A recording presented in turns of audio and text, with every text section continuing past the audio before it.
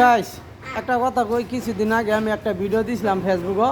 এই মানে সাইকেলে আইতেছি যে সামনে দিকে কই মানে ইলেকশন টাইম আছিল, তো ওই সময় বুট হয়েছে, বুটের ভিডিও দিছিলাম। ওটা অবশ্যই কংগ্রেসের আছে, কংগ্রেসে জিতছিল। যে ভিডিওটা দিছিলাম যে কংগ্রেস জিন্দাবাদ, আমি কইছিলাম আমার একটা স্যারা খারাপ মুখ করছে কমেন্টও, তো ওটা প্রোফাইলে গেছি, ওটার প্রোফাইল লক করা, ওটা উদ্দেশ্য হইতেছি। তে মুখ করছে যে ঠিক করছে না, আমি কোনো দলের মানুষ নাই, অবশ্য কংগ্রেসটা বেশি সাপোর্ট করি, কারণ কংগ্রেস সরকার হয়তো কিছু বালা দেয় আর বিজেপি মানে একটু বেশি খারাপ দেয়।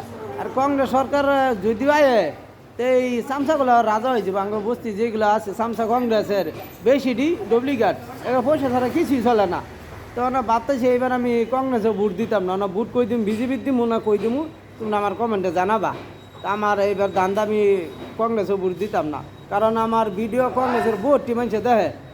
কারণ ইলেকশনের সময় আমার যেগুলো কথা দিছিল, আমার কাছে এটা করবো সেটা করবো, ইলেকশন যাওয়ার পর আমার পাত মেরেও জিগাইছে না।